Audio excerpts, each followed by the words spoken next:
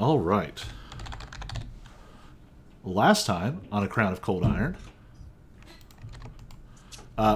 we ended with a freeze frame of the party jumping out of the now third floor window of the Buchan branch of Cawthorn, Allen, Tar, and Smith as the emergency services were coming in the distance. The building was on fire behind them, and you all sort of jumped out into the night. Tuck and roll, boys. Tuck and roll. Yep. So you all have actually wrapped up a pretty major plot thread. Since early in the campaign, Cawthorn, Allen, Tar, and Smith has been an agitating force working behind the scenes to very insidiously push Lexi's bar off of its historic location. It took a while to figure out that they were the driving force, and even a bit longer to discover that they are apparently Fae feline in service of some greater plot to terrorize you all. So you have physically busted up one of the branches of Cawthorn, Allen, Tar, and Smith. You defeated Buchan, who turned out to... Buchanan, the lawyer who Lexi had been speaking to, turned out to be Buchan, one of the Kellis cats, the servants of the Kate Sea. And in this case, a giant elder luck eater, a kind of fey feline who literally steals good fortune from others and returns it with misfortune. You defeated him, upon which he turned into a giant claw. Disproportionately large and glowing with fey power.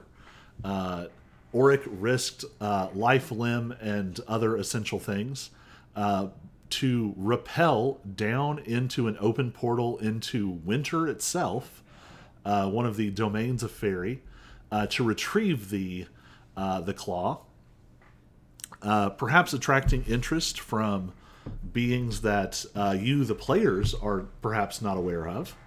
You, the players, are aware of. You, the characters, are not. And now you all have successfully escaped. I won't make you roll to outpace mortal emergency services. You all did park a good distance away, so you're able to kind of sneak out a bit. So the question is, what now?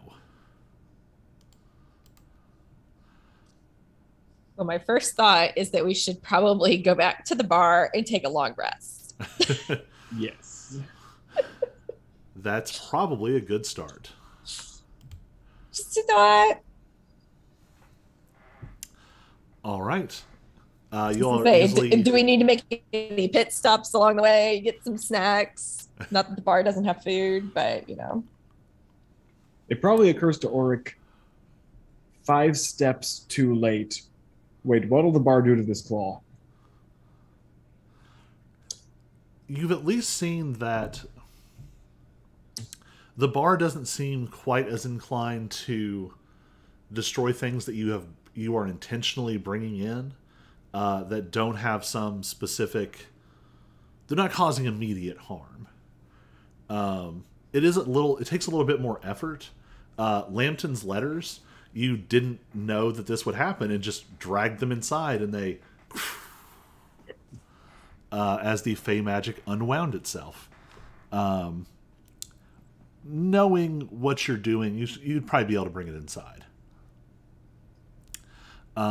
And to answer a question, because I think it'll be meaningful, so you've got a couple of options with the materials you gathered from Cawthorn, Allen, Tar, and Smith.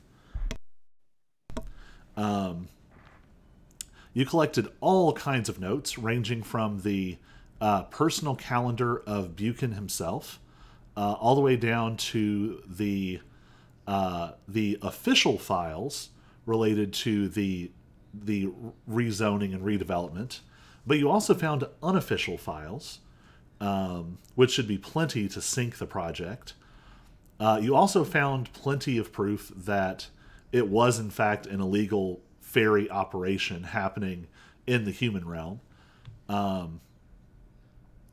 So you've kind of got some options as to how you all want to do this. On the lowest level, for sure, this is done. You will not hear from this specific branch of Cawthorn Allen, Taryn Smith again. Buchan was literally like making it happen, and he is gone. That being said, this does open some doors for you. The embassy would likely have some interesting things to say about the direct proof of the Kate C's involvement. You also have contacts with the Queensboro SPD, which gives you some more options there. SPD? That doesn't sound right. That's Power Rangers.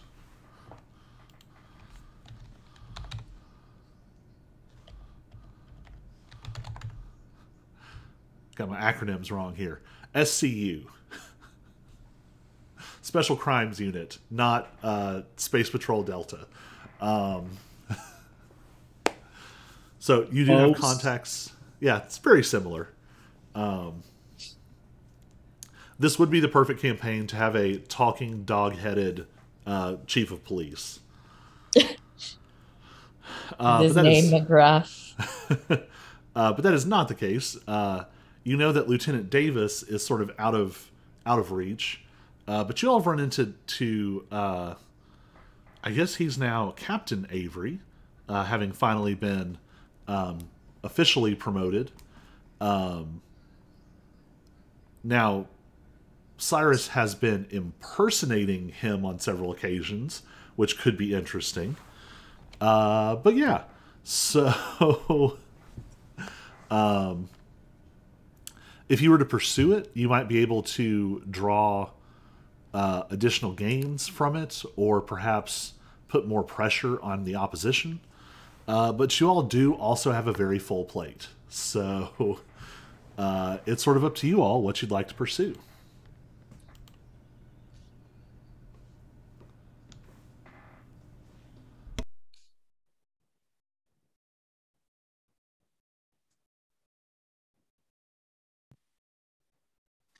What do we know about traveling to Faerie? Does that require documents and clearance and those sorts of things? Passport in the hazmat suit. History check from everybody. Auric has advantage.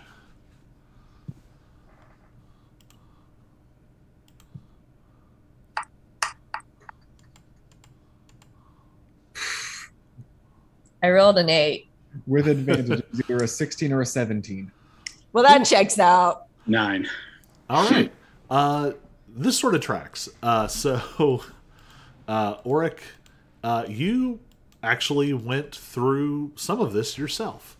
So you would be able to tell the group at least a little bit about this. Officially, there is one way in and out of Faerie, between Faerie and the human world. That is the official Queensboro Gate, which is at the center of a heavily warded, heavily fortified, sort of combination fortress / immigration / customs office. It sits fairly close to downtown, actually. It opened up in a fairly prominent place. The facility has been built up around it. Generally, it has been a one-way affair. It has only been the Fae coming and going.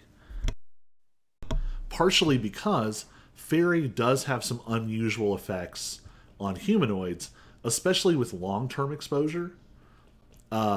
Short exposure, not as much of an issue.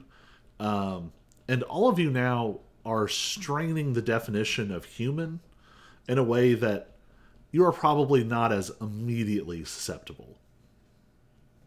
However, that gate is the most official of official. It would probably require a lot of official paperwork. You would need clearance from both the embassy and probably some human authorities. And this is not to say that you couldn't do this. You do have an in with Lady Bryn at the embassy. You don't have as much of a contact on the human side, but Cyrus, you would be a couple of steps removed from them. You would know who to talk to. If you had a good case to make, you could probably make that work. So the advantage is you're not going to get thrown out if you get caught. You're going to have sort of official protections as representatives of the mortal world in Faerie. The flip side is it's going to be more work, and you're going to be announcing your presence very distinctly. All of you would know there are other options. The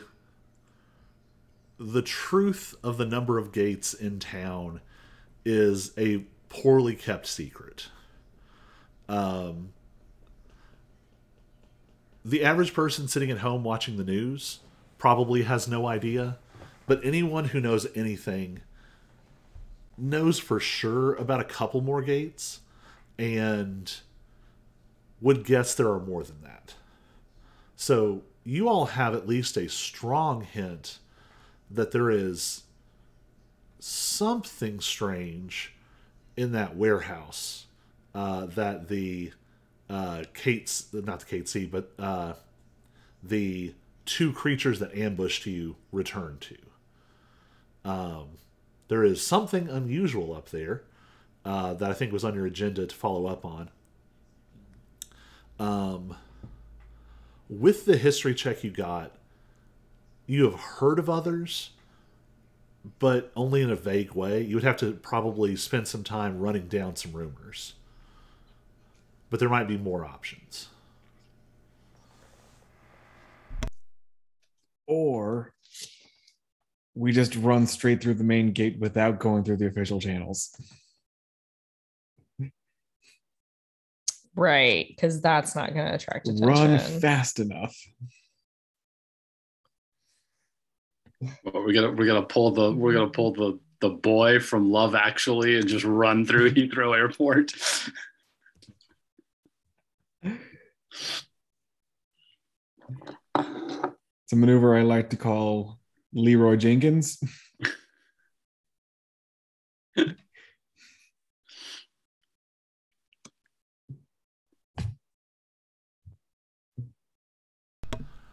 So you do have some options there. So Auric has this meeting with Argent theoretically in like a couple of hours, probably. Probably. Now, your communication did go poorly, for sure. Running down your list here. Oh, that is another factor, too. The portals don't all exit to the same place. So the portal you take might drop you closer or further from where you're trying to go.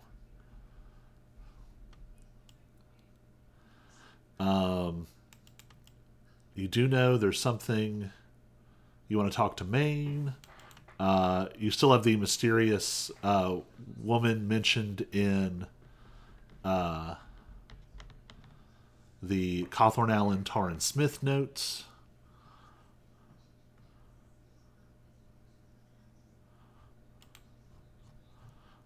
Yeah. So what do y'all want to do first?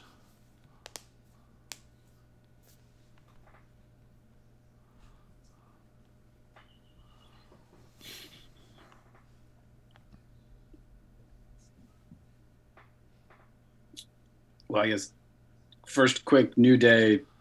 I think the Blood Moon Blade is my last item from the palace that we haven't done a full identify on.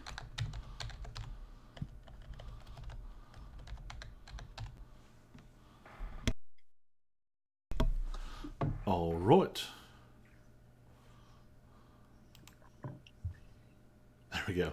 I was like, I know I have notes on this.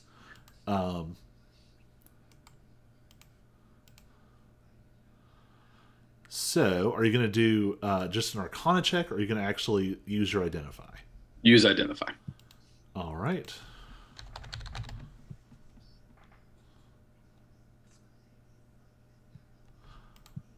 All right. Where are you going to do your identifying? Just upstairs in Luz at the vault. All right. You know, where we do all the identifying. Okay. So, using the focus of your Arcanist magnifying glass, you begin to cast the Identify spell. One thing you have found with these older, more sort of powerful, unique weapons is the Identify spells are not as much about like spitting out an item card, and there's almost more of an experiential quality to them. Like when you identified the Faeflame torch, you had impressions of a sort of burning wood deep in the heart of Faerie. The Blood Moon Blade is a little bit different.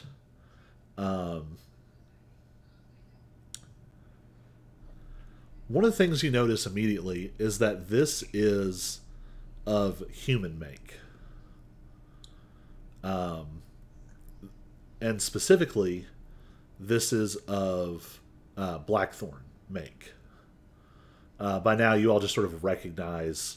We've been around enough. Yeah. You recognize some of the hallmarks, and specifically of the ancient Blackthorn. Like, the Blackthorn. Go ahead and give me an Arcana check with advantage.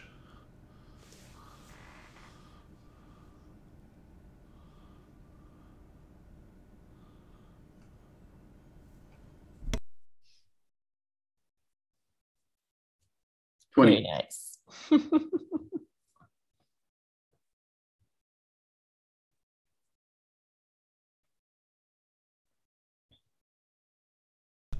All right.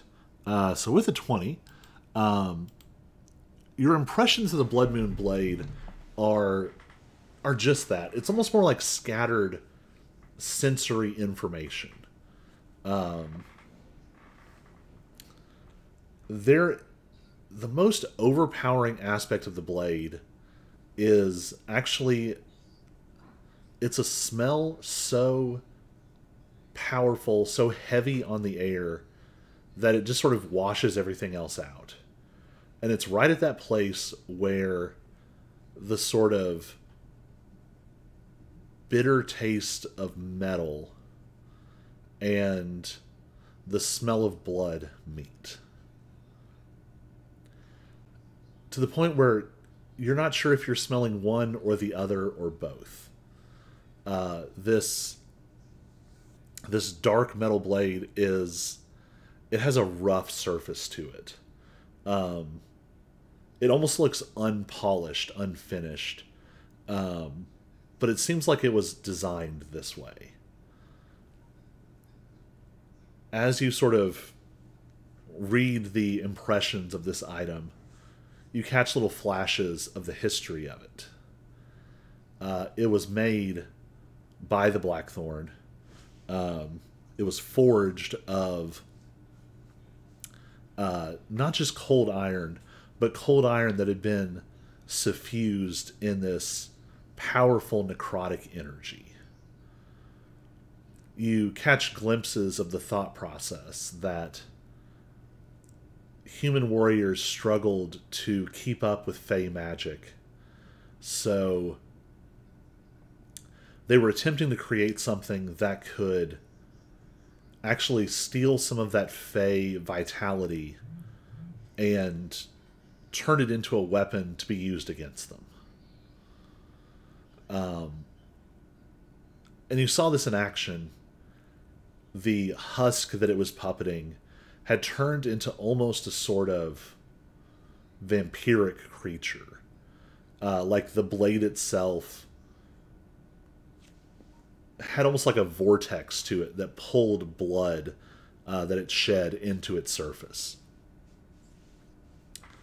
With a 20, you see glimpses of this weapon being used in battle. And at first, the human soldiers that use it, they're incredibly impressed. They love it. They feel like it's going to turn the tide. You don't have the specifics of it, but you get the impression that this weapon wasn't necessarily intended to be unique. This was a prototype for something that could have been created.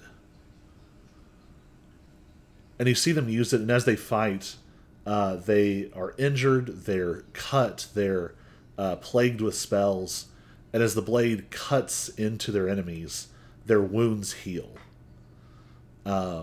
They become these sort of relentless berserkers.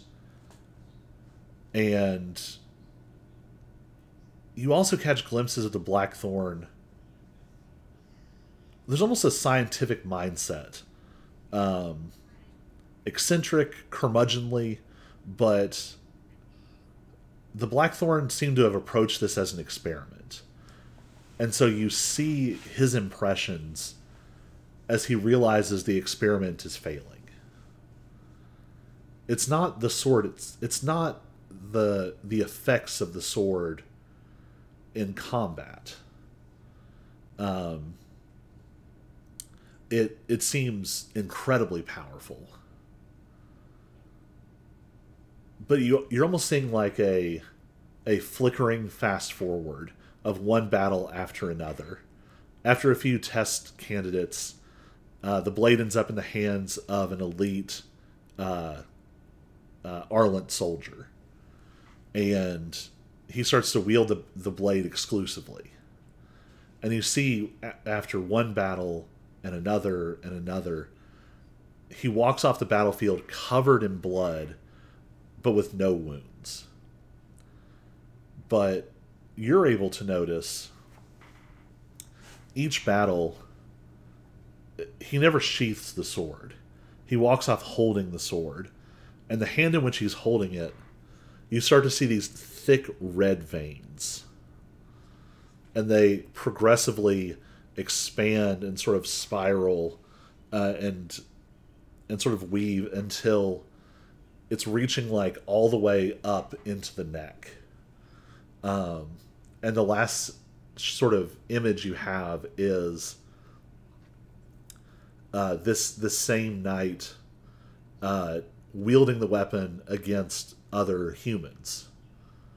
And there is a pile of dead humans around this knight before finally you catch a glimpse of a sort of pale, thin man who looks like he's maybe in his, it could be late 20s, mid 30s, sort of jet black hair, wearing this surprisingly delicate looking black spiked crown.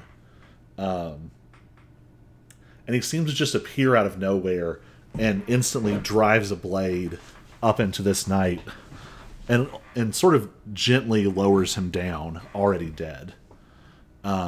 Even in death, he does not let go of the blade. And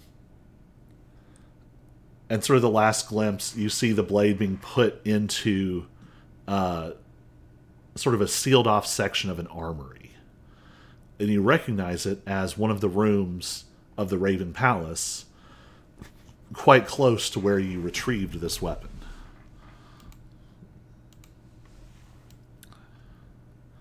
So I don't have this in D&D Beyond yet, so I'll send it in the Facebook message. So short answer, don't use it.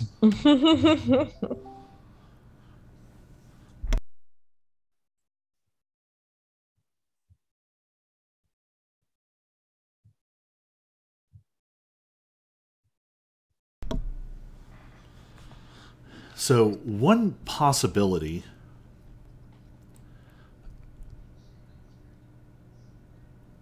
this weapon was put away for being too dangerous, but these weapons can always be altered. It's just a question of power and knowledge and resources. So just because there is an issue with it now doesn't mean it has to stay that way. So basically, like, the idea is that this curse could have been placed on it later in its life. Or the other way around. Or the other way around. Okay. We could get the curse off of it. Kathy. Shiny. Yeah. It is very possible that a skilled expert might be able to adjust the magic of the blade such that the effects of the curse are weakened. Okay. And this is true of several of the items. Several of the items that you found, it's possible that they could be adjusted.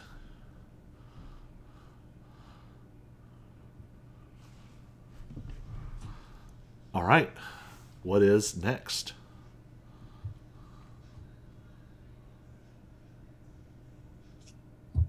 I think while Cyrus is identifying, I'm just playing with the giant cat claw.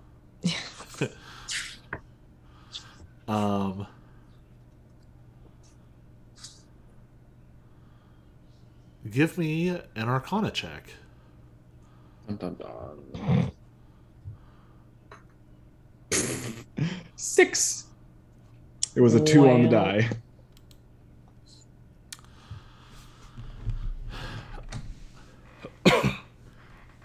I think as you play with this,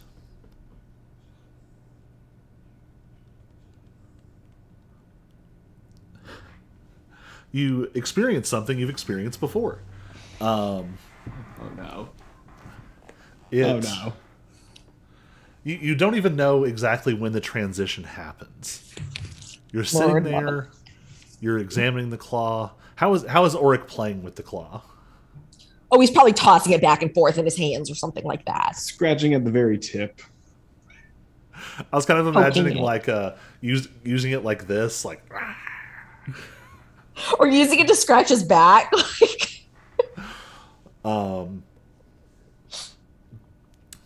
Using it to pick the gunk from under my nails.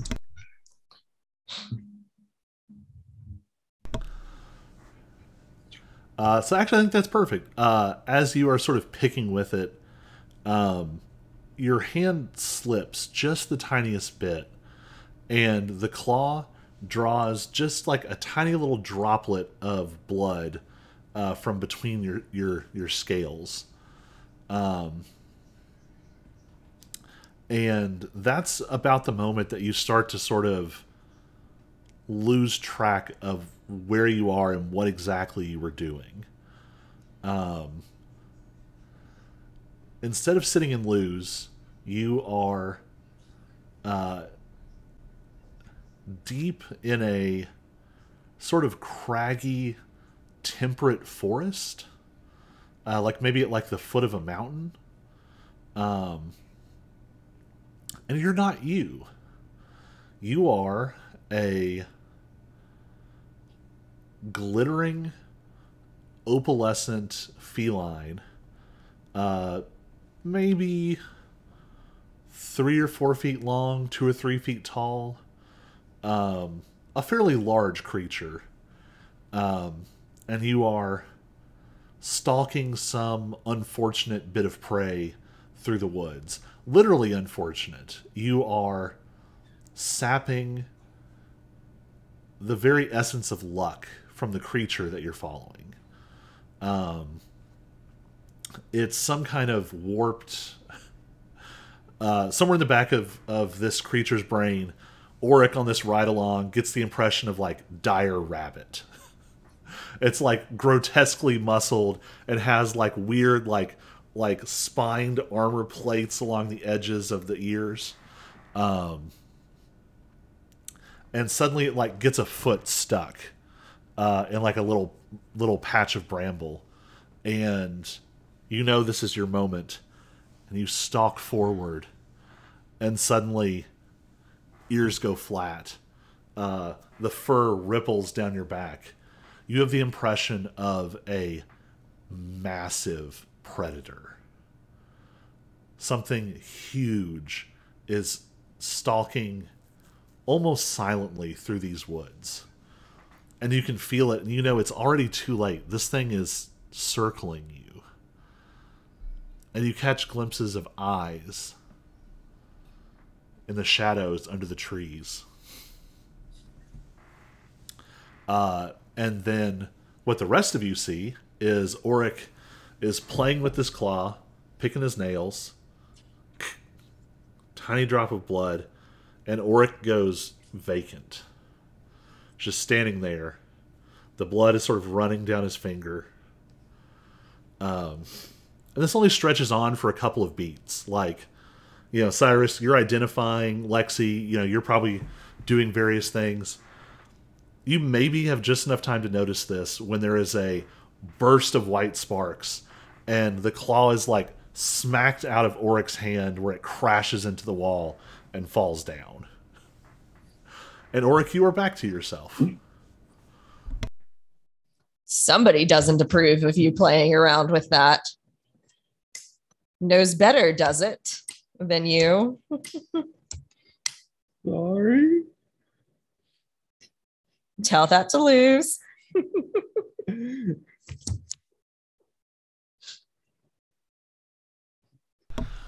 Just trying to protect you. I'm assuming it was Luz, but it could have been someone else. Yeah, it could have been your Mama. Your mama, your guardian mama. I'll say this. In this context, with the kind of effect that you all saw, this was definitely Luz. Called it. This Luz looked sparkles like that. This looked very similar to what Lexi does. The color's just a little bit brighter and maybe a little bit more white. But very, very similar. All right. You have identified an item and once again almost lost Auric to some mysterious object. It's a wonder he survived in Faerie for so long. Truly. I was luckier back then. Apparently.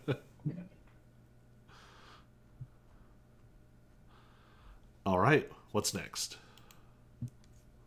Naps. So you've had your full rest. Okay. I suppose I should be heading to the park. I would recommend we take the evidence to the embassy, you know, get in some of their good graces a little bit, and also I just feel like if we tell the human authorities that there is, you know, super powerful Fae trespassing, that's not going to ease tensions. Yeah, I was kind of thinking that we'd take this to the Fae embassy, to Lady Bren. Yeah. I got that name right, didn't I? You did. I was going to say, it's been a few weeks. Do we want to and use it to try to barter for an expedited path through? Oh, also, Lexi makes copies of everything that that we brought back from Luz, like all the paperwork. That scanner, we're putting it to use, son. Do you do it all yourself, or are you like, hey, Caleb, copy these? No, I think this was probably one of the things I did by myself last night. This was probably what I was doing while the rest of, while Auric was getting himself zapped and Cyrus was investigating the blade. I was making copies. So what are you doing with your copies once you make them? I am going to put them in a folder and put them in the vault. Or the safe, I guess, is really what it is. It's not a vault. All right. Hey, I just want to make sure nothing goes missing. Fair. Does Auric, do you need Should we all come to the park? I mean, I asked him to leave Stultus behind, so ideally it would be one-on-one, but if he doesn't leave Stultus behind, I'm not sure I want to be there alone. I was gonna say, do we have the ability to like be invisible and just sit in the back and watch? Just hanging out, Cast some magic. throwing bread to the ducks in the river. I mean, I can do that real well. Quite a fan of giving. Actually, no, I'm not a fan of giving bread to ducks because then they attack you for more bread. I was gonna say, I think that you have heard of this thing of like feeding bread to the ducks, and like within a moment of you like throwing some bread out, Abbess Vance appears and is like, no, that's actually really bad for them. And like hands you like a thing of like appropriate duck feed and like takes the bread off somewhere else. I was gonna say it's better than getting dive bombed, which I know that I have watched that happen in real life at Virginia Beach. The seagulls will dive bomb you for bread. Yeah, she gives you like a little like baggie of duck feed. Yup.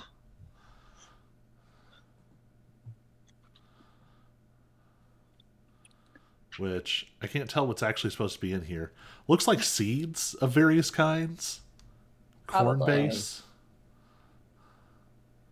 Maybe some freeze-dried worms. Features high protein, carbohydrates, and fats that waterfowl need.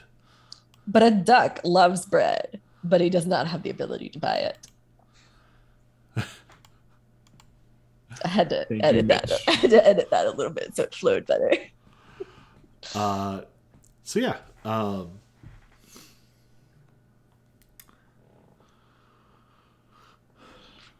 yeah, we can tag along and try to be inconspicuous in the background. So Auric, I'm going to have you give me a luck check with disadvantage. So roll 2 d20s and give me the lower roll. 2 d20s. Oh, a 10 and an 11. All right. So really just right there. Give me a perception check. Oh, good. I have a +0 perception. 4. Oh, I got distracted earlier. Did you say the river or the lake? The river. Okay, good. Yeah. So you're on the edge of the Vance River here. And Lexi and Cyrus, are you all observing? Yes. You all also give me a perception check.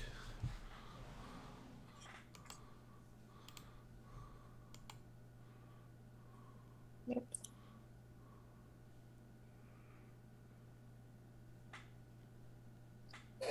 Oh, you liar! You were not on that. Cocked little liar. 10. 6. So this is one of those moments where something happens and you all don't see it. You wait for a while, and nothing specific seems to happen. Well, given that he was still rambling his screed, apparently can't count to 25 for the message spell. Greed? Yes. Okay. I'm not totally surprised he didn't show. I'm a little disappointed, but I'm not surprised. He's at the lake. He might be at the lake. Oh, well. Yeah. I was just trying to clear the air, so I guess we'll just try our best to stay out of their way and hope that we don't fight them again. Hope he doesn't report you.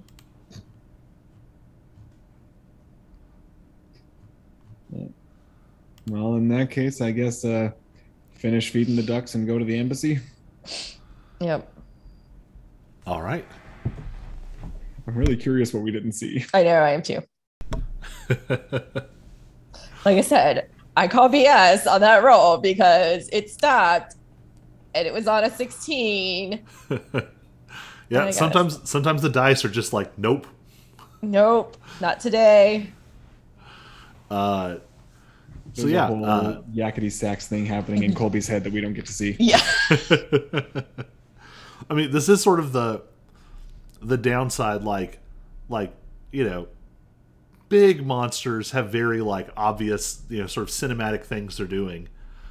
Y'all are off in fairyland. Like, this is all, you know, subtle plots and insidious unseen moves and, you know, wheels within wheels. Yep.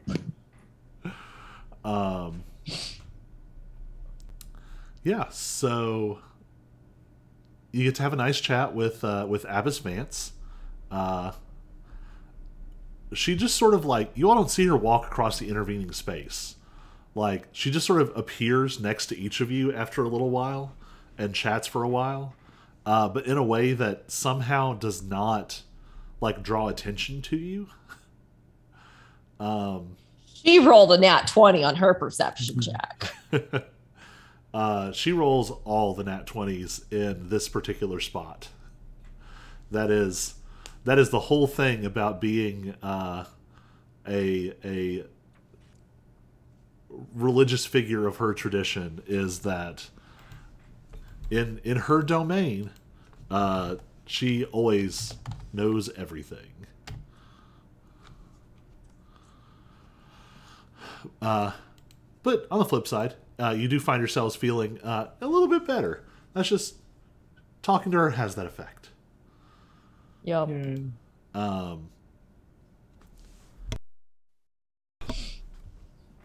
So you all pack up into Pokey and head down to the embassy. You do know now that there is a garage where you are able to park, so you are not ambushed by any other giant fey creatures. So you are able to pretty easily make your way in.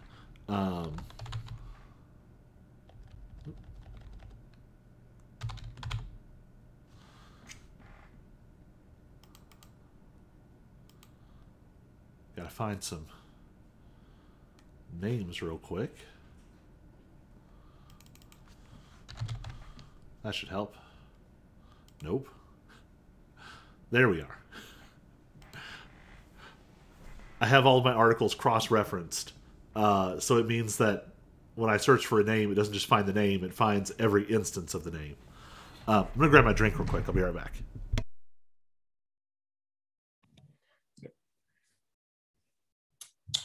Come here. Macy.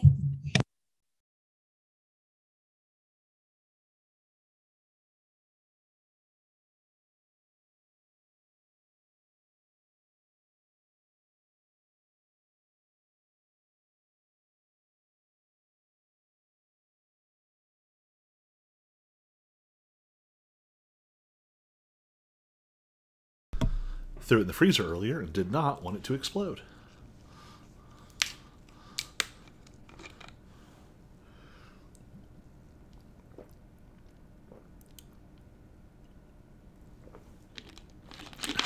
All right. So you all are welcomed by Moontree, the tiny sprite who is also the administrator for the embassy. She sort of brings you all in a back way. Sort of the front area is much more Touristy. Yeah, that's the best way to put it.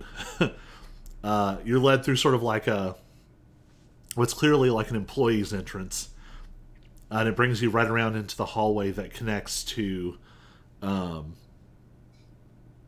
Leon and Bryn's offices. Leon seems to be out. We won't go through too much of the specifics, but Bryn is furious. Like, she was already ticked off. She was pretty sure this was happening after you all talked to her about it, but seeing the evidence in front of her, there is a crackling in the air. Auric, you've seen this a few times, like a lot of powerful summer fae. You know, like if a powerful winter fae gets angry, especially one of like the classic nobles, the temperature plummets. You start to see ice, you might start to see snow. When summer nobles get angry, you tend to get lightning and thunder. And you start to like hear this low rumbling of thunder sort of rolling through the room, almost like the space is open and there's a storm rolling in the distance. She is furious, and she is going to cause some severe trouble with this information. Is there anything else you all would like to add or ask her?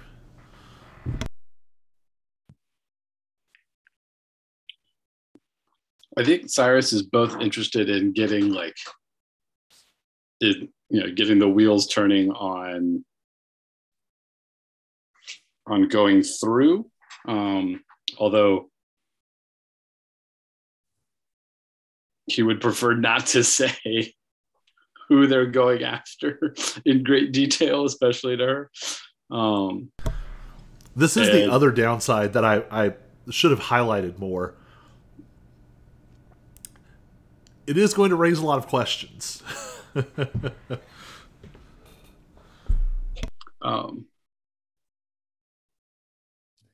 don't think Cyrus has told us why he wants to go through, for that matter. Yeah. I thought I had, but... So, Buchan sort of taunted you all. Something about the Raven already being dealt with. Right. Right. Yeah. Talking about Mort. Cyrus got more of a sort of sensory impression when sort of the space into winter was open. Yeah, I don't know if you've specifically shared that or not. I mean, we did have a whole night together, so if you meant to, then we can just say you did. Yeah, I mean, assuming we discussed openly the prospect of talking to the embassy for passage to winter, Cyrus would have explained why. So, what are you telling Bryn specifically? Yeah.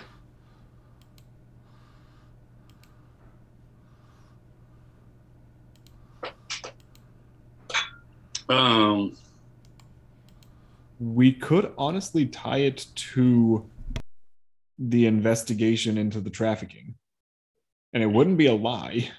It's true.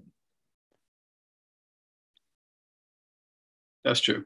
Yeah, because I was also wondering about just getting like official permission / cover to go after the warehouse, and so to say, we want to go visit, we want to go target this site, and then potentially head into winter to find out what's happening on the Faerie side with whatever's happening there.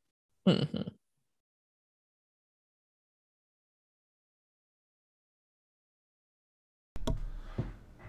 So, here's what I think I'm going to do. So, who all is talking to her? Like, about this topic specifically?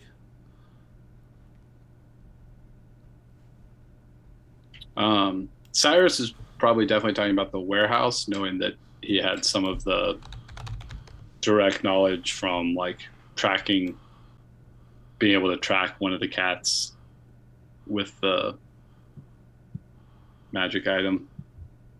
I forget what my sword's called, but with ill omen. So he's definitely talking about wanting to trace that as far as it goes, including a potential look into Faerie.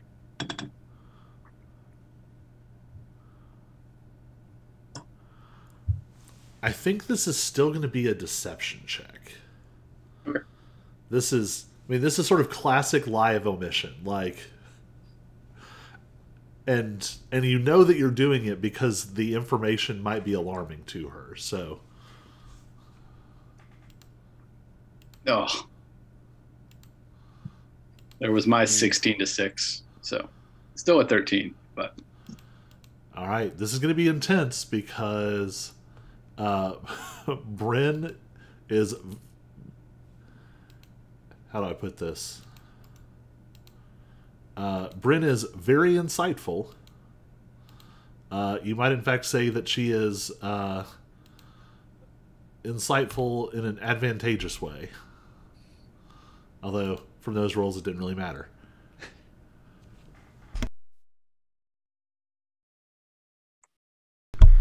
Okay, so now, give me a group persuasion check. So we all roll it? Yeah. Okay. 15. 17. Once again, the cocked dice. 10. Ooh. I have a +6. I swear I'm persuasive.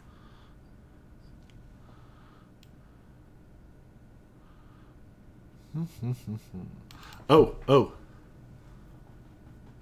It's a little after the fact, but there is an element on your magic item that does allow you to spend sorcery points for advantage on a charisma skill check. Oh. Wait, on which one? Your special item. Oh, It's been on there the whole time, and I don't think you've ever had a chance to use it. I will use a sorcery point to gain advantage. There we go. How's a 24 look? That looks much better. All right, so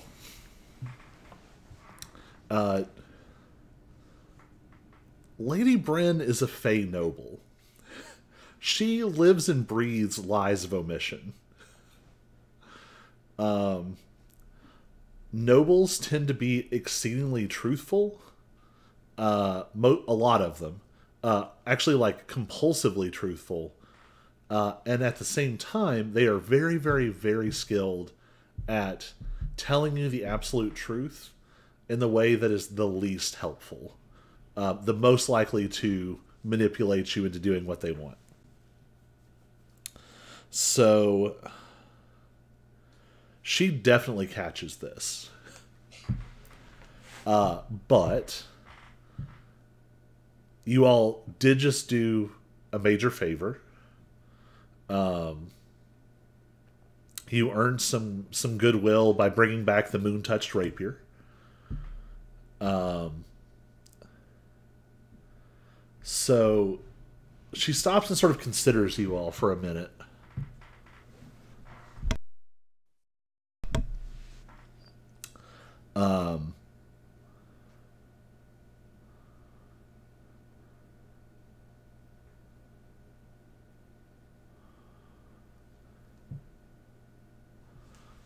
With those rolls, we decide how she's going to handle this.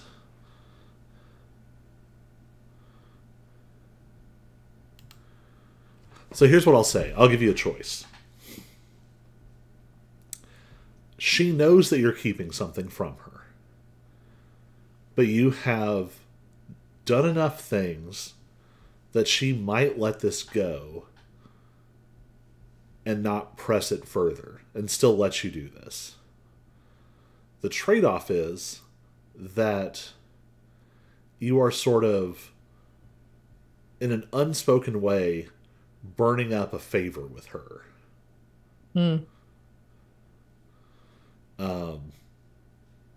This is going to take a good chunk of your contribution off the table, because this would be really putting herself out there, because she's going to have to, like, actively fight to make this happen.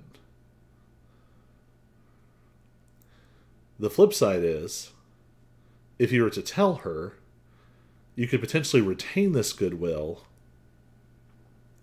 but you run the risk of an unknown response to who and what Mort is. Mm-hmm.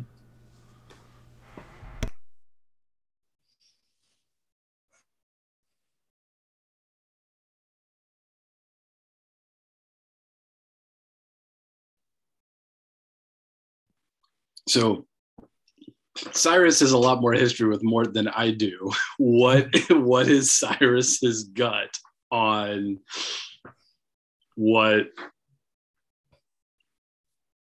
how Mort would feel about being on the Fae embassy Radar. So there's a couple of competing things happening. On the one hand, you have not gotten to discuss a lot of these particulars with Mort. Mort was sort of conspicuously absent as your sort of magical connections were growing. And then he's been missing for quite a while now. I say quite a while. That was... Well, yeah, it's been probably, 2 months? In-game or out of game? I was going to say in-game or real life. In-game. In real life, it's been like 8 months, 10 months, or something crazy. Yeah.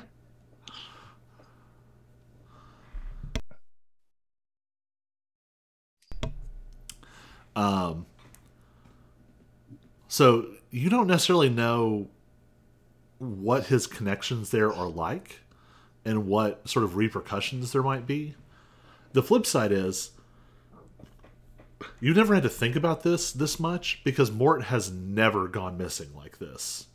Like, Mort has been away, and that's just a fact of life. That happened all the time. Mort might be gone for like a year. But Mort doesn't get caught. Like, this is if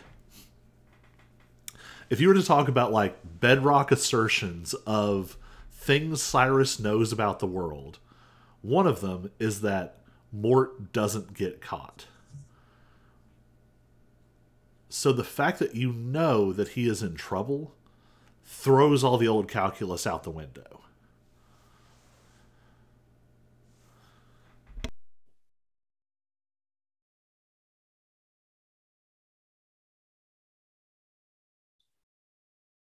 There's a part of me that wants to say, since Mort is Cyrus's connection, Cyrus is the one to make the call. But Auric would be the one who has greater familiarity with the world of the Fae. And I believe, based on what I recall, I would not be willing to gamble that Lady Bryn would take the information lightly. What do you mean by that? I mean, Colby said it would be a gamble. We don't know what the response would be, but I would say the odds are not in our favor. Because he's Tuatha. Yeah. Okay. So like if she's so telling her is a bad idea is what Auric is thinking. Yes. Okay. Auric's inclination is, do we want to tell the associate ambassador that we're going to look for our ally, the shark from Jaws? Yeah, it's definitely the question of like, is she already aware of him? Yeah. If she's already aware of him, it's the odds of the odds of her reaction being bad, I think, go down. Right. Right. But if she doesn't know who he is, and we're like, oh yeah, we're going to Winter to rescue this ancient Fae enemy, she's gonna be Yeah. I mean, meanwhile, Lexi is, more thinking in terms of Lexi doesn't know a ton about Fae relations. So, to her, this is somebody who matters to us, who has, thrown as Colby said, thrown the calculations out the window. If Mort is missing, which should not be possible, then this is a really serious situation. And would Lady Bryn understand that? Right. That yes, this man might be, or this being might be a mortal enemy, but clearly we are working with things that are outside of the norm. Yeah, outside of the norm, that are bigger than that. And sometimes the enemy of my enemy is my friend. Human logic. Just saying, given, because the Kate C are Fae, right? Yes. And it seems like they're causing a lot of trouble for Lady Bryn and for Mort both. And so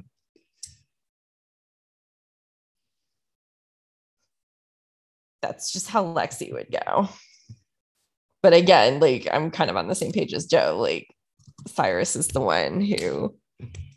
And for the Faerie, favors and goodwill are currency. Right. But they're not a currency that gains interest, so you might as well use them. Okay. So we would be burning a lot of favors and goodwill to convince her to help us with this, no questions asked. Okay. But what else would we be planning on using them for? Right. Yeah. Yeah, I guess the only last thing down because there is this if knowing Mort doesn't get caught, do we need to be above board so that we can maybe get backup, extra firepower, or yeah, we need a Fae extraction team as on speed dial. Yeah, the SWAT team. Yeah,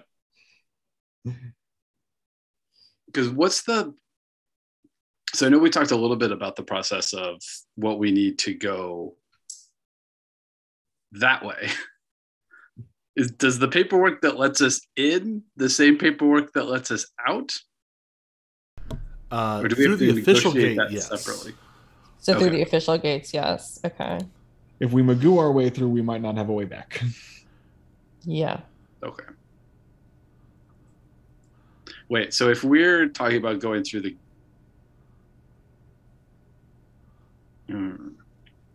So if you magooed your way in and you officially go back,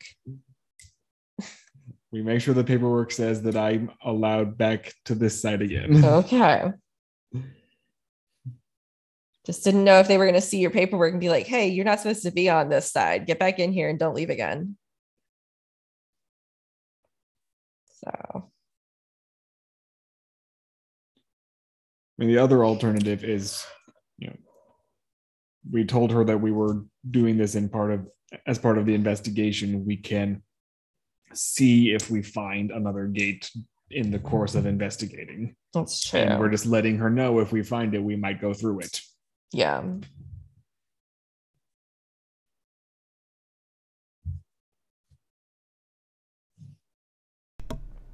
I'll just throw this out there. I think both Cyrus and Auric would probably have this impression. And Lexi, you'd at least be vaguely aware of it.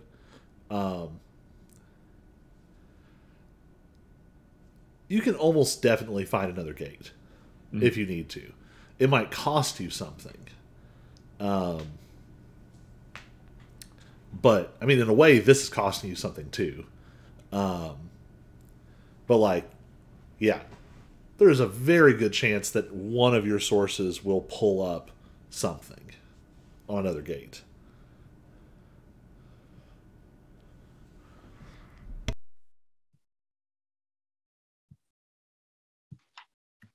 I have a lot of money I haven't spent. I realize that's a different kind of currency, but, Well, Cyrus can tell you that there are definitely Fae that take gold marks. Yeah. Mm-hmm. And, it seems to interact with the Fae economy in various places.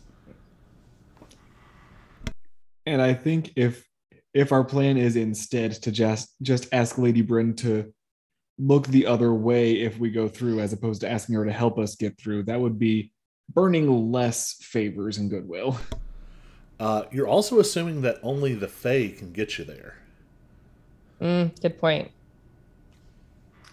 I do have a girlfriend at a magic school. You do. We also have connections to the police. We also have police connections.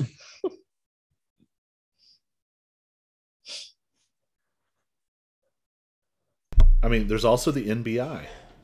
Yeah. You know, they might have access to a portal. They would certainly be very likely to know of portals. Yeah. Mm-hmm.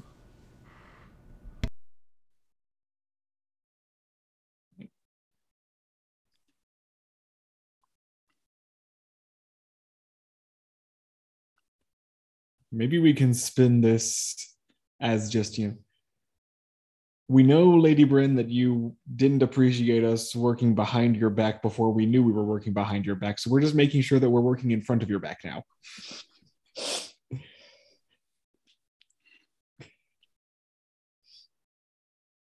That's one way to put it. I doubt we would earn more goodwill that way, but we would maybe not spend goodwill. Yeah. Right. Yeah, it kind of feels like at this point, maybe we've told you what we know.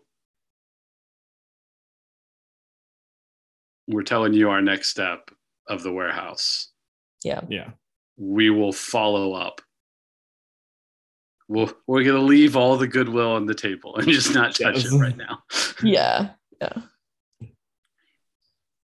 Unless you have a pressing reason, i.e., something that will kill us, for why we shouldn't do this, we're going to do this.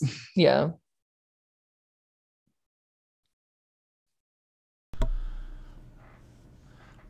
So the explicit reason you've given is that you might end up there following up on the trafficking and the mysteriousness around the warehouse. Is that correct? Right.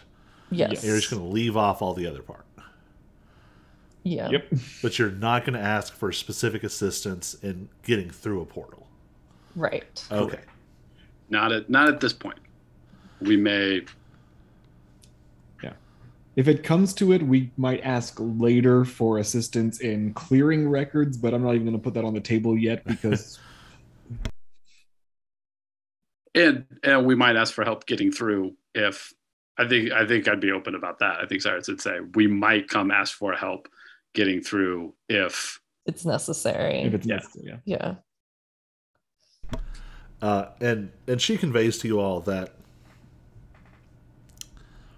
it's not impossible, and especially if you have a reason, and especially if the reason has to do with the protection of humans on the human side of the gate.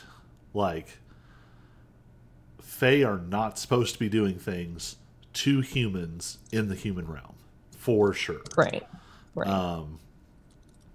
This is like the reddest of red flags, and lots of doors will open for you if you can verify that connection.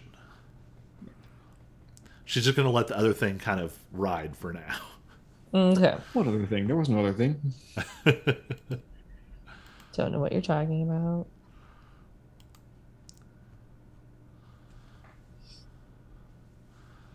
All right. Anything else with Lady Bryn? I think we're good. I think we're good. Oh, random question. Have you heard anything recently about a pair of silver dragons wandering around?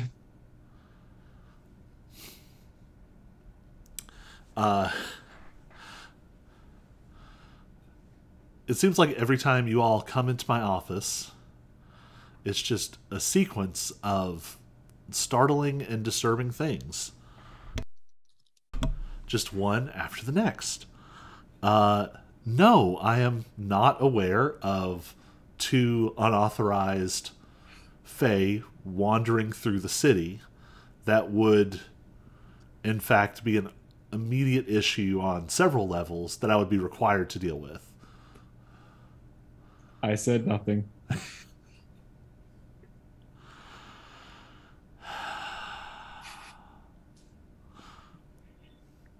Oh, actually, Cyrus will take one stab in the dark.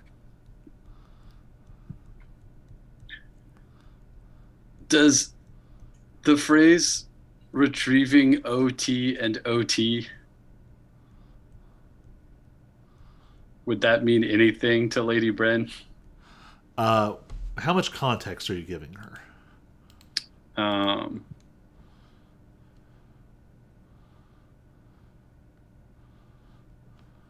That this was something. I think this is something Cyrus found in the Kate C records, so he believes it's Kate C related.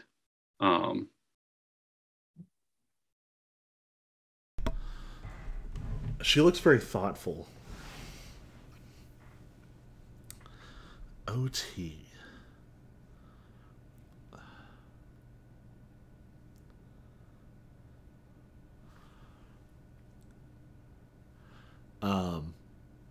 You all have all seen it enough now.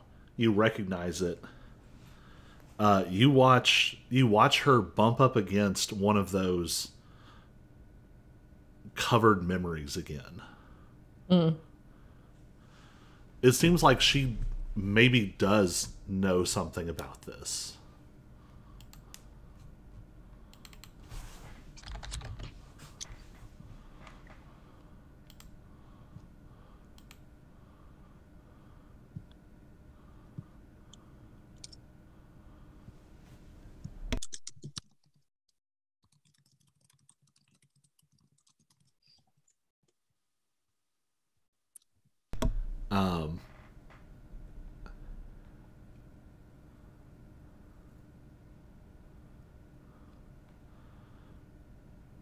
You see her sort of trail off again.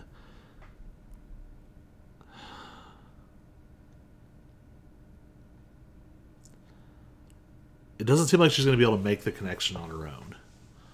Okay. But there does seem to be some... She seemed to recognize the name for the initials for sure. Yeah. Okay.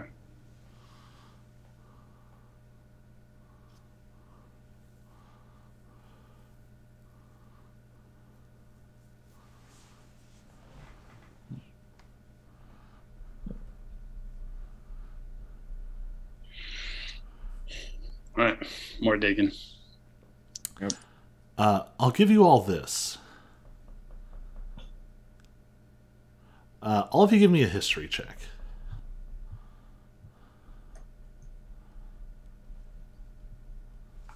Five. 11.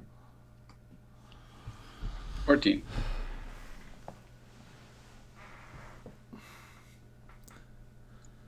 You've seen the memory that is sort of papered over here.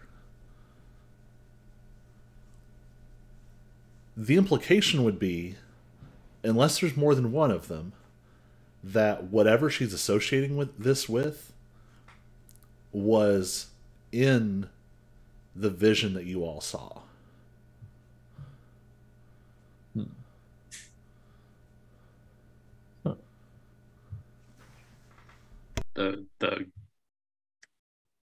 The green person vision? Yes. Okay. Well, remind me, John, what the phrasing was. We have secured OT and OT, something like that. No, it was G and BE talking about retrieving OT and OT from G.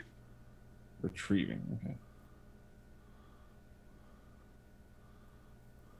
Okay, with a word like retrieving, I wouldn't think that OT would be, one of her colleagues there. Right.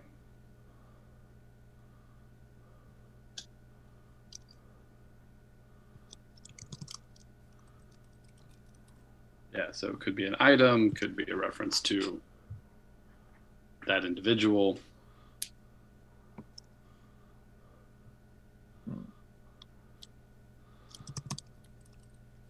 Y'all might have to do a real life history check and rewatch a previous session.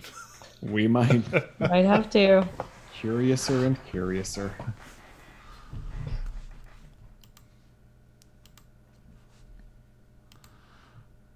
Y'all don't have the advantage of the obsessive chat fandom who would be screaming like, it's her mom! It's her mom!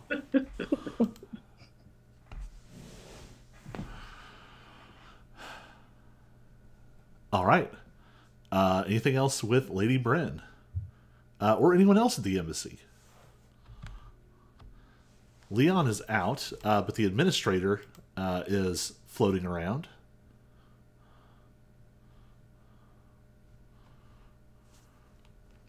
Dang, I was gonna arm wrestle Leon. That was gonna go over well, honey.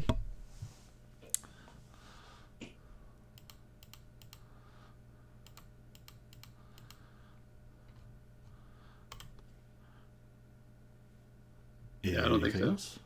Don't think so. All right. Where to next?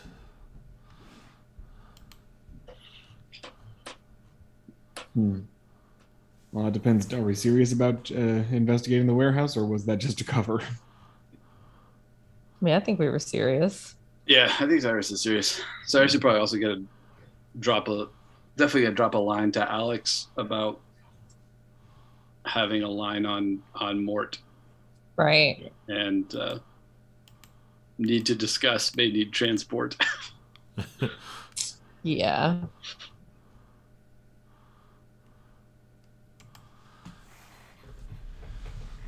I will say, once you sort of explain what you're asking for with Alex,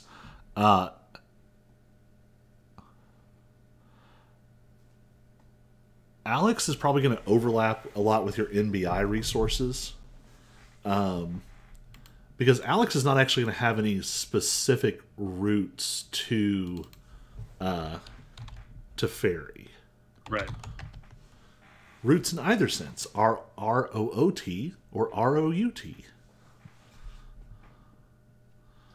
Whoops.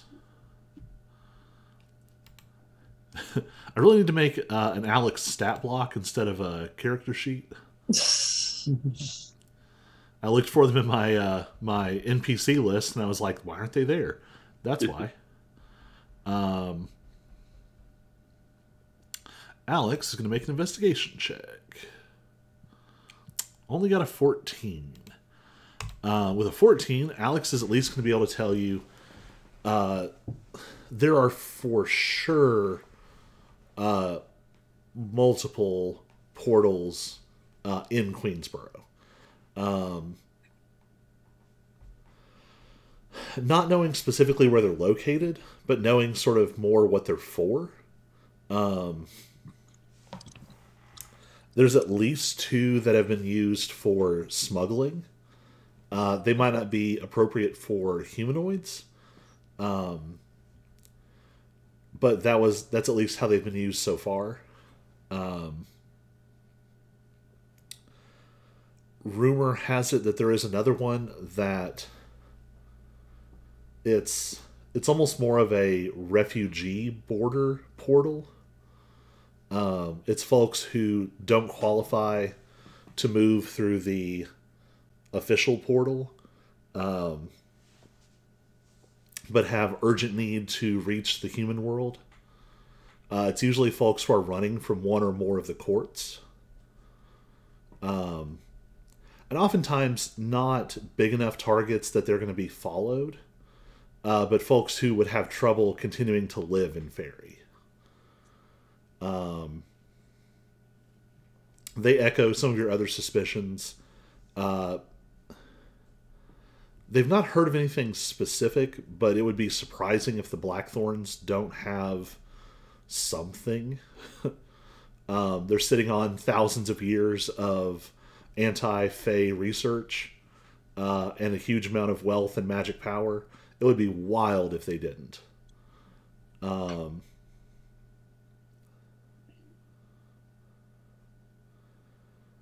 Yeah, I mean, one way they sort of laugh and say, try asking the sketchiest people you know. That might turn something up. B. We need more healing potions anyway. Well, yeah. Y'all were going through them for a while. Yeah, son. Cyrus will probably ask Alex if they know if Mort is on the embassy's radar at all or not. Yeah.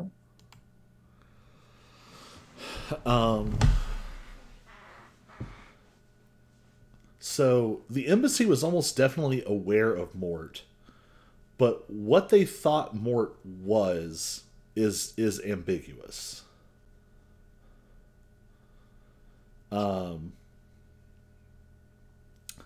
Because Mort is gonna have different reputations that don't necessarily overlap. Because Mort has been very careful, like changing personas and appearances and,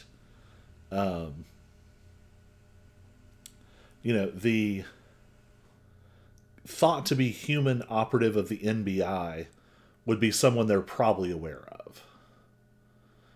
Especially since Mort tended to overlap somewhat with things that they would be connected to. Now, Mort the ancient Tuatha being probably was not on their radar. It might be more in the neighborhood of like, maybe like boogeyman kind of stories of like, oh, the Tuatha, they're still around somewhere, and maybe less specifically, there might be more legitimate sources that would tell you that there have been supernatural protectors working in Queensboro for a very long time. And so that might be the more reputable word on the street. But all those threads might not be tied together by anyone except you all.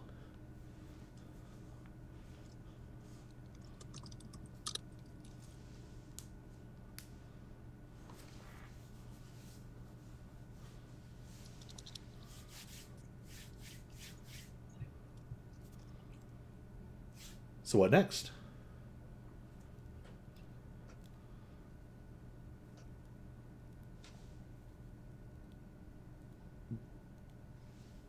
Dare we check out the warehouse? Did you both say Yeah. warehouse? I think we did. I mean, that seems like our next natural Yeah. move. So, All right. Yeah. Since Argent stood me up. or did he? Dun dun dun. I don't remember all of exactly like what we're looking for now that we've kind of dealt with the cats, although I know I've got the note that like we saw some of the folks who were at Banner and Norton's. At the lawyer's office, we found a picture of some of the folks who were at Banner and Norton's Right. in the warehouse, including Maine and the other woman. Right. So you've got a lot of sort of separate strands that are all running in different directions right now. So you marked one of the creatures that attacked you with ill omen, which allowed you to follow it and mark it basically on the map, tracing it to a warehouse in another part of the city. So that's one piece.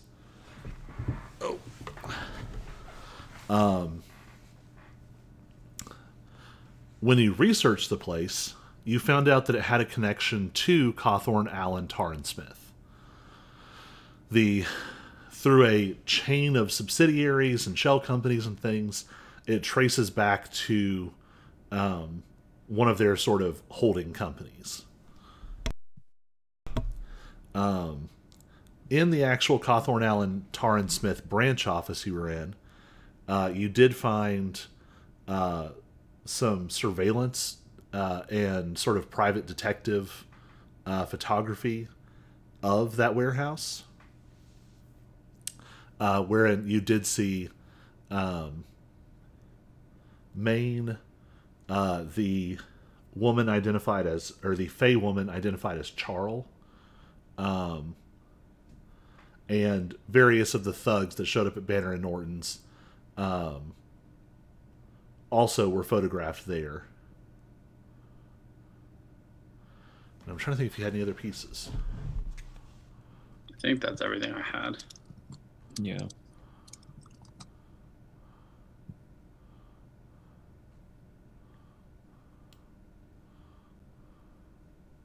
Yeah, so I can't decide if we are going sneaky, if we're just kicking in the door, if we're going and asking questions. It feels certain that that's where we're headed, but I'm not sure what our approach is. But how we want to do I'm it. gonna veto kicking in the door. Yeah, I'm thinking that's probably not a good idea. Since we traced back, since you're a whatever it was called, we traced back one of the things that kicked our ass. Right, fair. Yeah, we should definitely at least try and be sneaky.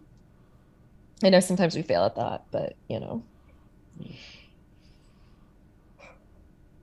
Yeah, so are we trying to be sneaky? Are we trying to ask questions just of who's there, or just like look in? Observe. I don't know.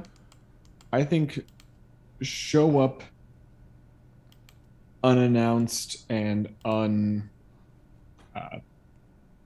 show up sneaky and observe, and then maybe go in sneaky if it seems appropriate. Okay. I will give you all this extra bit because you, in fact, mentioned it in your agenda.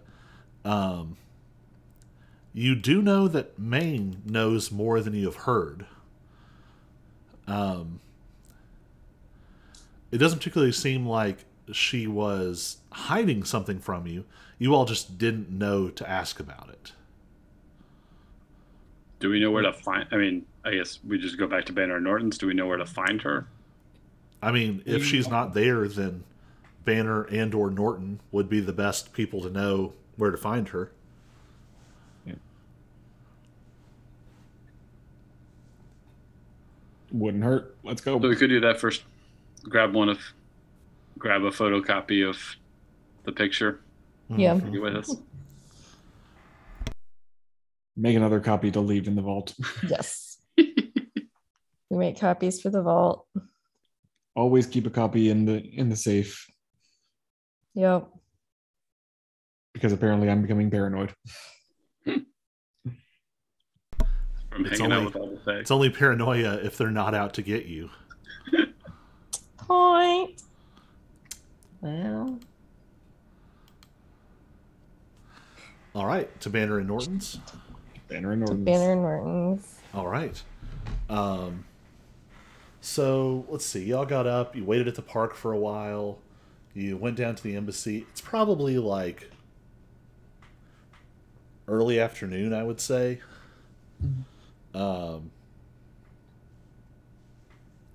So there's not a ton of people there.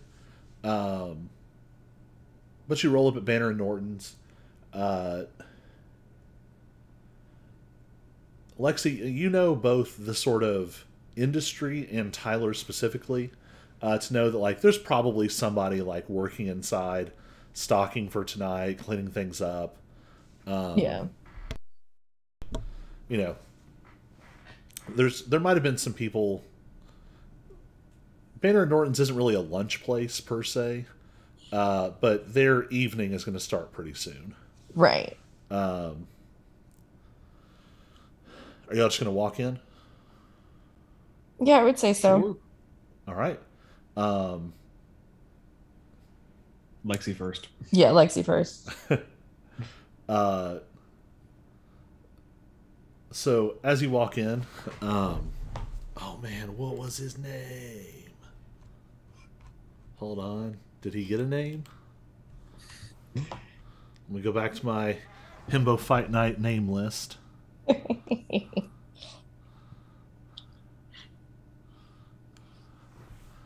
don't know that he got a name. Oh, nope, he did. Ha ha. Todd is behind the bar stalking, and as soon as you come in, he's like, Lexi! Todd! And Todd, like, fully, like, almost like Olympic gymnast style, like, plants to one side, legs flip up and over, and just jumps the bar. Yep. And this is when he realized Maine is sitting off in one of the corners and is like, Todd, if you scuff that bar, it is coming out of your paycheck. Of course. And Todd instantly kind of deflates a little. Sorry, Miss Maine. Sorry. Mending. Tyler said it was okay. Maine is at a table in the corner and has like a couple of books sort of laid out in front of her, and sort of irritatedly goes back to whatever she was working on. Todd gets all the way over here and then realizes that like he didn't have anything specific to say. He was just excited. And he was like, y'all want a drink? Sure. It's a little early. Is it? I mean, it's not yet. Well, I I would guess say it's probably like 3 o'clock. No, okay, it's not too early. It's not too early in Faerie. 5 o'clock in Faerie all the time. In some places, for sure. Yeah. In the Sealy Court, definitely. In the Sealy Court, it's always 5 o'clock. The land of eternal happy hour. Yup. Yeah, bars in winter have that Right before closing time. I was even gonna say like it's in a bar in winter. It's always like 1 o'clock, and it's got that like seasonal affective, like alarming day drinking vibe happening. Bars in winter are 1 p.m. north of the Arctic Circle. Yeah, it's Okay. it's somebody who, it's hard to tell if they're actually on a lunch break or what, because they've had like 4 very large beers in like the last 20 minutes and eaten like 2 potato skins, but they look like they should be heading back to work, but they never go. And they just like exude sadness and yeah. But that's not the vibe here. Todd is very excited. He whips up whatever is requested. And what do y'all want to do?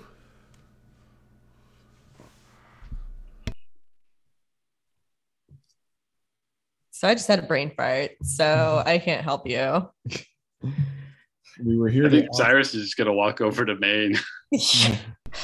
Okay, thanks, because Rachel doesn't remember what Lexi's supposed to be doing right now. It just left. Joe remembers, but I think Oric got distracted by Drinks. By Todd. So yeah, Maine is poring over these books. What's funny is like 2 of them are like account books, and the third one seems to be some kind of like magical tome. And as you come over, she kind of like holds her head and says, "Do you all have any idea how expensive it's going to be to rebuild the bindings for the Fight Club?"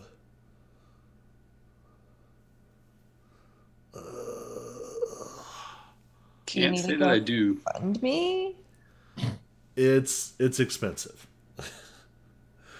And she's like flipping pages in the magic book, and you can see like there are some diagrams, there's some like runic circles and patterns. There's like long pages of like formulas, and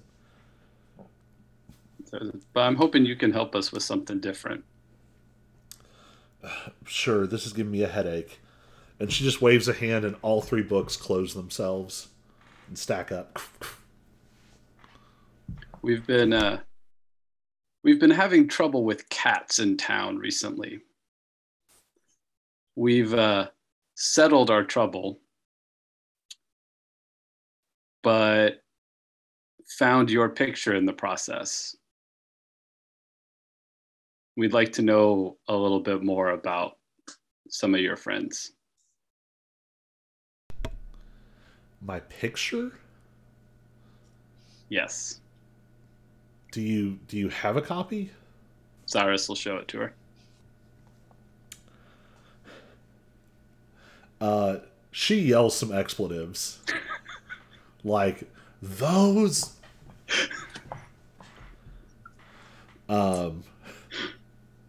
I am gonna skin somebody. Cat?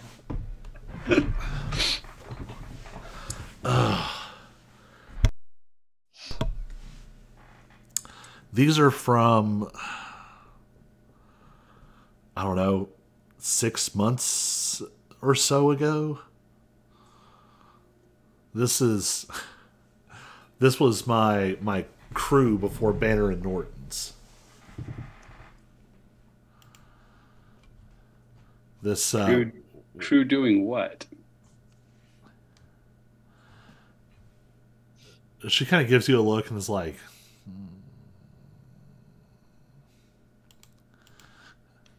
you all aren't like, what do they call them here? Hoppers? Yeah. Nah. Only technically? I run a bar.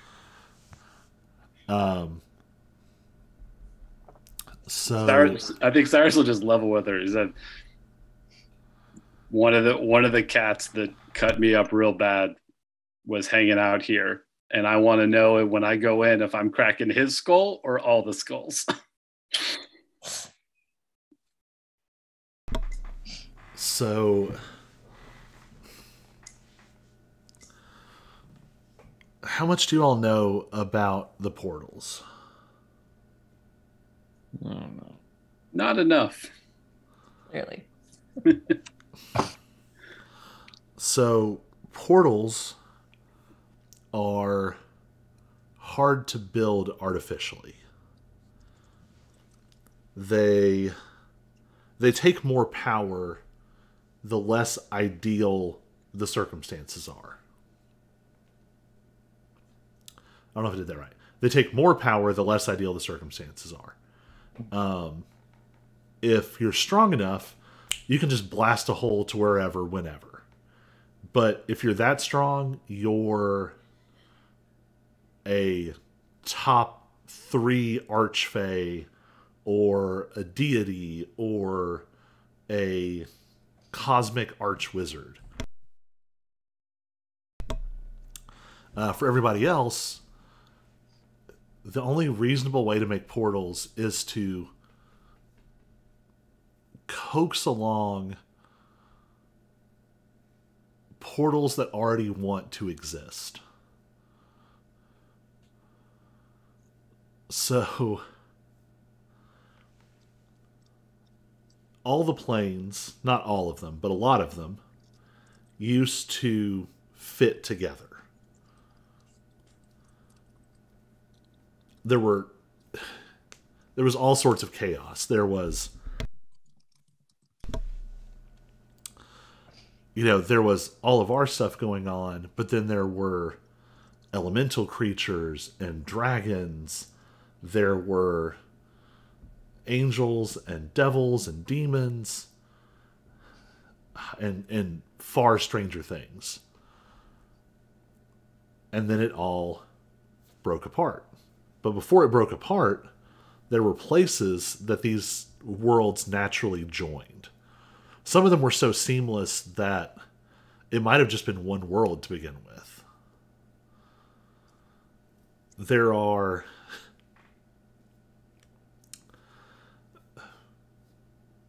there were whole planes that were, there are Fae elves, but there's other kinds of elves too. And there was a whole realm of elves that but used to just be able to walk there. It was just another border. Same things with dwarves and orcs and even non-Fae felines. Tabaxi and other things. And a lot of those worlds were even closer than, like, Faerie. Faerie is at a bit of a remove. But even still, there were places where there were gaps. There were places of overlap.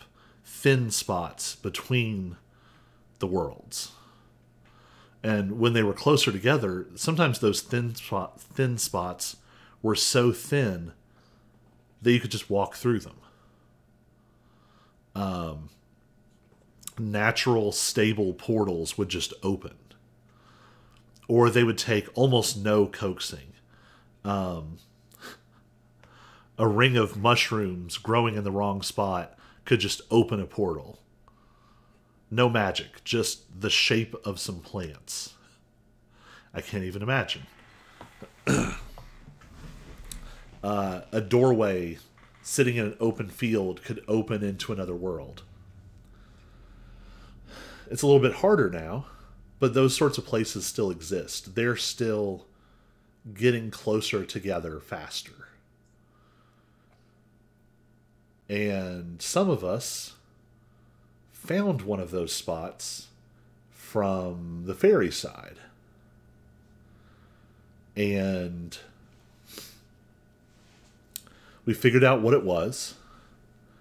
And I've always had a bit of a knack with magic of places. It's how I was able to make this happen. And she points off towards where the door used to be downstairs. And we were able to poke a hole. The main gate is... It's not just the best place for a gate, but it's been amplified. A queen could probably walk straight through it. The only thing stopping them is the treaty. It's not worth the trouble. These little holes, only little Fae could get through. And we were able to sort of... You might say we tunneled under the fence. We made our way here. And we liked it. But we weren't supposed to be here. And so we had to do something to make ends meet. And there's a huge market for goods on the opposite side. You wouldn't believe it, but you imagine, and she kind of, you are getting used to this weird look when people talk about humans, and then they look at you all and aren't quite sure where you qualify. Humans, love Fae stuff, magic and illusions and enchantments and all those little things. And there are people who will pay a lot of money for it. What we also found out, though, is that a lot of Fae freaking love human stuff. Yup. Guilty. Books and art and music, little gadgets and gizmos. You wouldn't believe the stuff I could trade. Those little, like, wind-up toys? They're, like, plastic and they just, like, walk. Snow globes. I love those. Yeah, turns out fairies freaking love those. We were selling those at an outrageous markup. It was a pretty good deal. Nobody got hurt, and the stuff we were selling was stuff people on the other side didn't even care to regulate. I could go down to, you know, a low-end sort of junk place here and pick up stuff that was worth a fortune over there. And the stuff that a Faerie peasant has in their pantry is the most exotic and magical fare in this world. So we made some trades, we made some money, it was good. Then about 6 months ago, we started getting pressured. And it hit us all at once. All this legal paperwork started showing up. But also our buyers on both sides started disappearing. Stuff started getting damaged and stolen. People got hurt.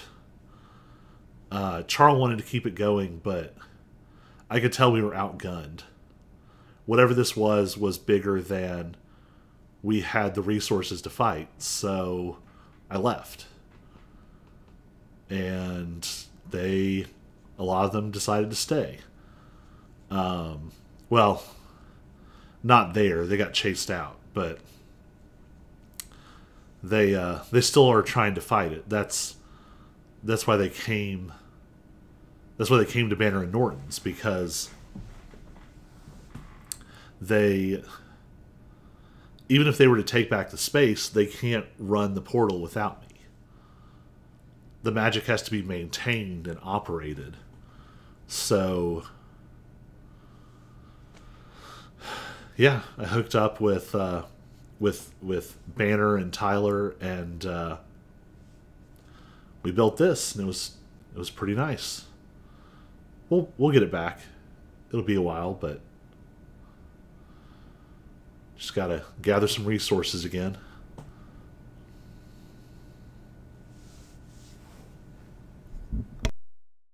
Who ran you out?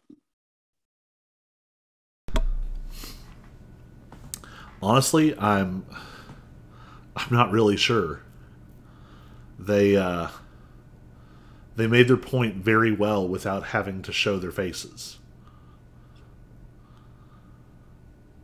As soon as we realized how fast we were losing people, I was done. I mean, none of us are. Charles and I are the biggest Fae in that whole group, and the two of us together probably couldn't beat Banner 2 versus 1.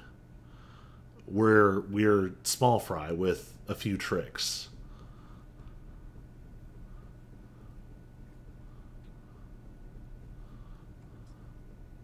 Do you know where to find him? The folks who drove us out? No, sorry, your old crew. I've honestly tried not to find them, but I could probably get you some kind of contact info or address.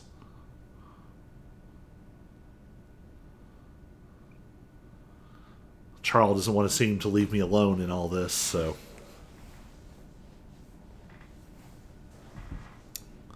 I might have a proposition for them.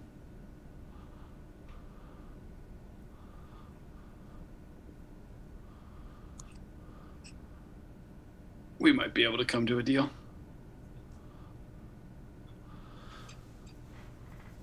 She nods with interest, and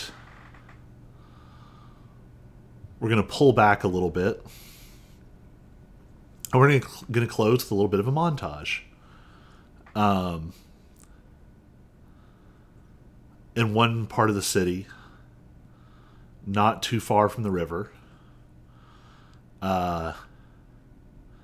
we see a graceful,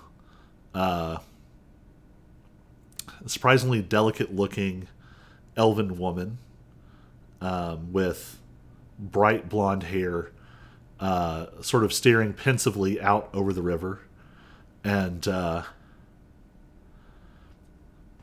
Abbess Vance comes up behind her and tries to speak a comforting word.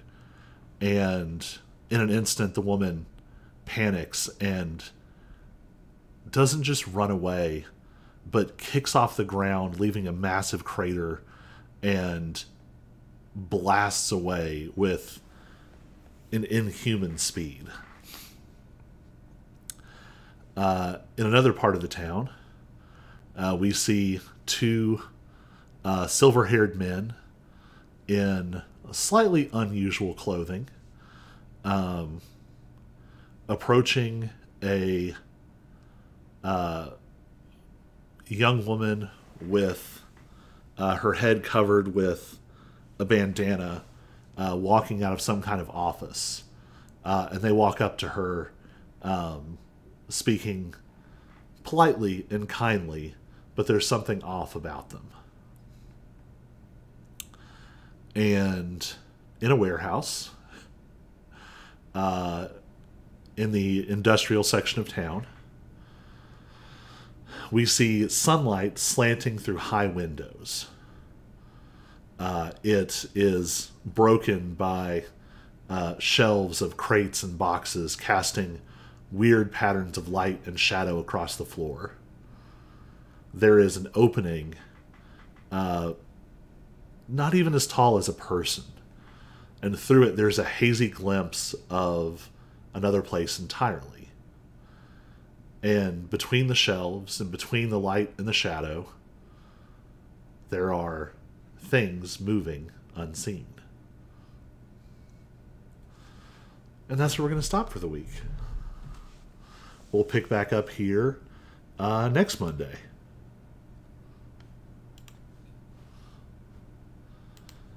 If you're joining us on the internet, thank you, and we'll see you next week.